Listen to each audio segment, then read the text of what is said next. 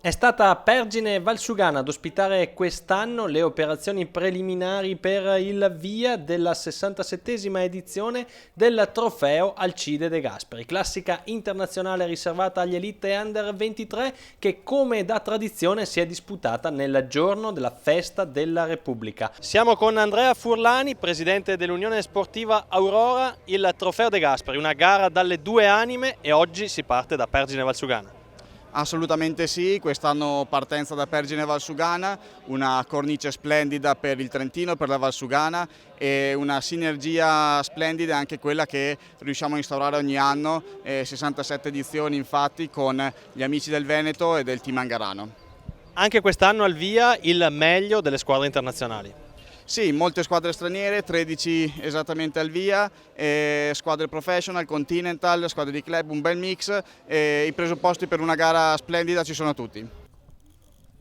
Sono 158 gli atleti che si sono schierati ai nastri di partenza di questa classica che, come avete sentito nelle parole del presidente dell'US Aurora, si dipana tra Trentino e in particolare Valsugana e Veneto e per la precisione la provincia di Vicenza. Infatti una partenza molto veloce come da tradizione per il trofeo De Gasperi che scende tutta la Valsugana per giungere sino a Bassano del Grappa e qui ad andare ad inanellare ben 5 tornate del circuito comprendenti le salite della Rosina e delle Cave. Un percorso molto interessante e soprattutto aperto a tantissime soluzioni. Ad animare le prime fasi di gara sono soprattutto gli atleti del team norvegese della 1X. Nelle nostre immagini avete visto lo scatto di Oscar Johansson che viene annullato però da un gruppo sempre molto attento che non lascia spazio ai tentativi di fuga in questo frangente di corsa. Ad aiutare il plotone nel compito di rimanere compatto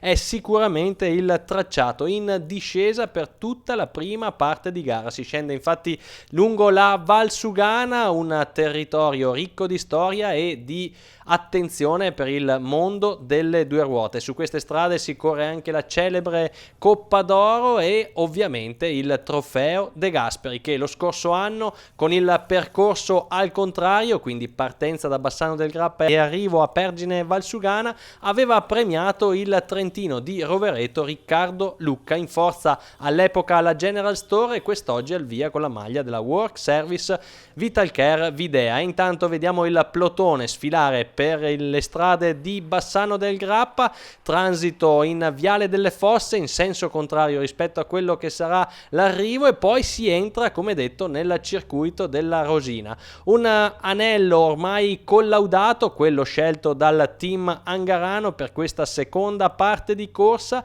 che si propone decisamente selettivo. Infatti le rampe della Rosina e soprattutto quelle del Dentello delle Cave sono destinati a fare la selezione. È così che dopo le prime due tornate in testa alla corsa si forma un drappello di una quarantina di unità. Sono questi i corridori che andranno a giocarsi le fasi conclusive di gara, mentre il resto del plotone rimane ormai distanziato e tagliato fuori dai giochi. Con le nostre immagini siamo al terzo passaggio sulla salita della Rosina. Vedete nelle prime posizioni le maglie della Lotto Soudal Under 23 e soprattutto quelle del team Lotto Kernhaus. La formazione giallonera che ha raccolto una medaglia d'argento con Pier Pascal Keup pochi giorni fa alla Coppa della Pace in quella di Sant'Ermete di Sant'Arcangelo di Romagna e che oggi vuole far bene anche sulle strade del trofeo De Gasperi. Dicevamo una prova internazionale che fa parte del calendario italiano e che ha sempre presentato al via alcuni dei migliori talenti del panorama internazionale, ma in questo 2022 va sottolineato l'impegno degli organizzatori nel mettere a punto una prova di altissimo spessore tecnico e organizzativo. Andiamo intanto allo scollinamento sulla Rosina. A trainare il gruppo è il figlio d'arte Edoardo Francesco Faresin e poi sulla sua ruota tutto il gruppo che vi avevamo mostrato nelle immagini precedenti e che costituisce la la testa della corsa. Situazione ancora molto incerta quando al traguardo mancano poco più di 35 km.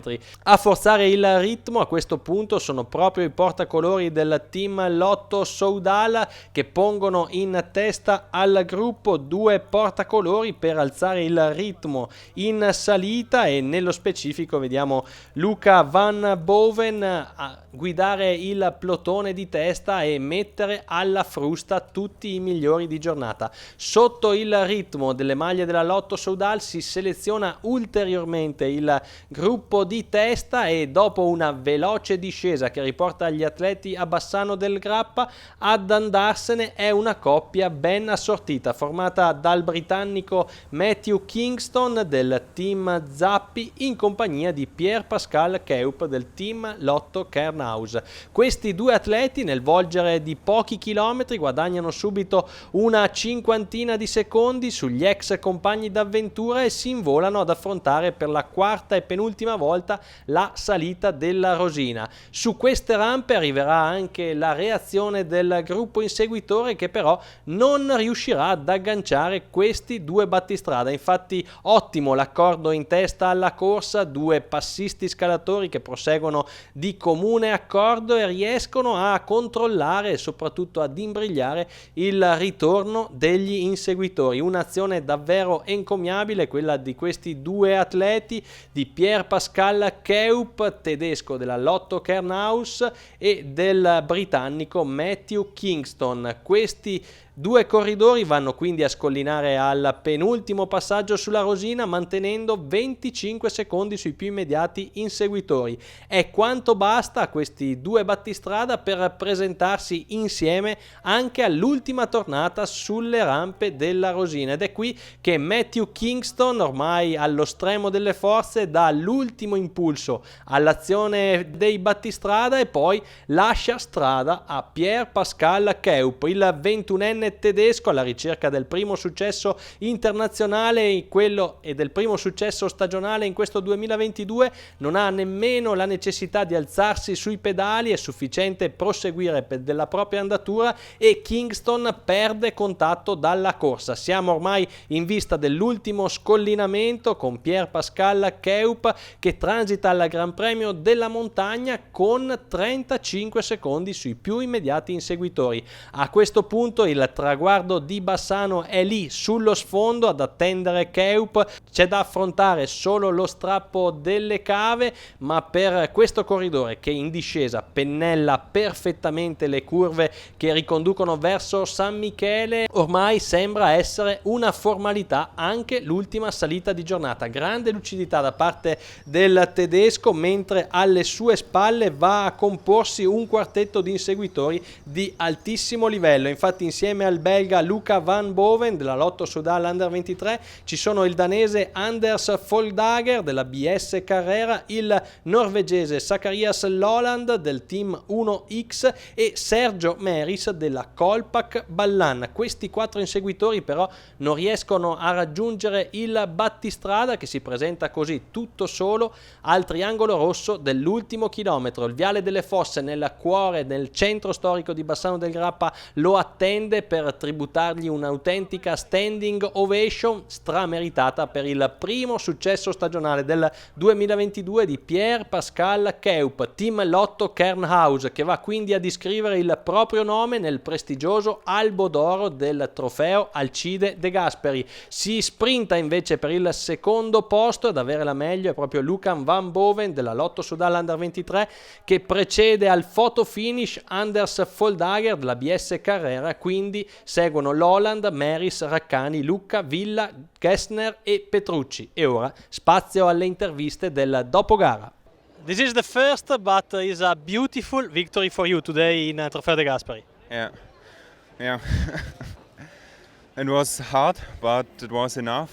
Con il vincitore di giornata abbiamo sottolineato l'importanza della sua prima vittoria stagionale. Lui ci ha confidato: sì, è stata una gara molto dura, nei primi chilometri non mi sentivo molto bene, ma poi con il passare del tempo sono stato meglio e nel finale sono riuscito a dare il meglio di me. Come prima vittoria è davvero molto bello aver vinto il Trofeo De Gasperi. Davis Tosin, il sorriso sulle tue labbra la dice lunga, una grande soddisfazione per questo podio internazionale al Trofeo De Gasperi. Sì dai, è andata bene, 6 mesi di lavoro, tanto impegno, devo ringraziare ovviamente tutti quelli che ci hanno dato una mano perché senza di loro è impossibile organizzare una cosa del genere e sono felicissimo del podio perché avevamo 14 squadre straniere, abbiamo alzato il livello delle squadre e questo per me è molto importante. Si è visto grande spettacolo sia sulla Rosina sia sulla salita delle cave, tantissimo pubblico a fare il tifo per questi ragazzi. Allora è un circuito collaudato, lo conosciamo bene tutti, quindi abbiamo puntato, devo dire che il De Gasperi quando arriva a Bassano fa sempre spettacolo.